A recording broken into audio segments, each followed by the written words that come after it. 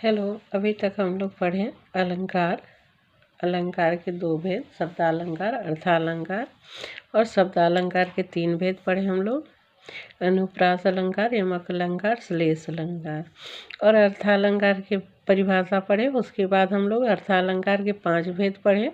उपमा अलंकार, रूपक अलंकार, उत्प्रेक्षा अलंकार, मानवीकरण अलंकार और अतिशयोक्ति अलंकार, और सबका परिभाषा भी हम लोग पढ़े उदाहरण सहित। तो आज अब हम लोग देखेंगे अलंकार में अंतर कैसे कैसे स्पष्ट करना है। तो यमक और श्लेष अलंकार में देखते हैं हम लोग अंतर। तो यमक अलंकार में एक शब्द 2 बार आता है और उसका दोनों बार अर्थ अलग अलग होता है, तो यमक अलंकार हो गया। अब इसी तरह श्लेष अलंकार क्या है? श्लेष अलंकार, श्लेष मतलब होता है चिपका हुआ। श्लेष अलंकार में होता है कि एक ही शब्द का अर्थ एक से अधिक होता है, वहाँ श्लेष अलंकार होता है। उदाहरण क्या है? काली घटा का घमंड घटा। तो यहाँ घटा शब्द 2 बार आया है। पहली बार बादलों के समूह के लिए और दूसरी बार कम होने के लिए। जैसे काली घटा का घमंड घटा, तो काली घटा जब आसमान में बादल छा जाता है उस समय हम लोग देखते हैं तो आसमान बिल्कुल काला दिखता है, तो हो गया। और दूसरा क्या हो गया? घमंड घटा मतलब आसमान का साफ होना, कम हो जाना बादल, कम ये हो गया यमक अलंकार। दूसरा उदाहरण है घटा से। जैसे हम एक ही शब्द लेते हैं घटा।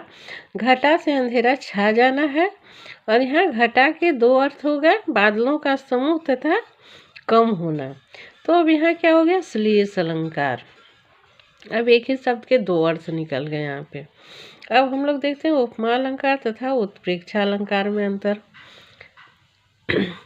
उपमा अलंकार में उपमान और उपमेय की समानता दिखाई जाती है, जबकि उत्प्रेक्षा अलंकार में उपमेय में उपमान की संभावना दिखाई जाती है। जैसे सीता मुख चंद्रमा के समान सुंदर है, यहाँ उपमा अलंकार हो गया। सीता का मुख चंद्रमा के समान है, तो यहाँ उपमा अलंकार हो गया। लेकिन सीता का मुख मानो चंद्रमा है, यहाँ क्या हो गया? उत्प्रेक्षा अलंकार हो गया। तो यहाँ पे हम लोग पढ़े उपमा अलंकार तथा उत्प्रेक्षा अलंकार में अंतर। अब हम लोग देखते हैं उपमा और रूपक अलंकार में अंतर। उपमा अलंकार में उपमेय और उपमान की समानता दिखाई जाती है। रूपक अलंकार में उपमेय और उपमान को एक मान लिया जाता है। जैसे चरण कमल बंदो हरिराई, यहाँ चरण को कमल के रूप में माना गया है। अब हम लोग देखते हैं अतिशयोक्ति अलंकार।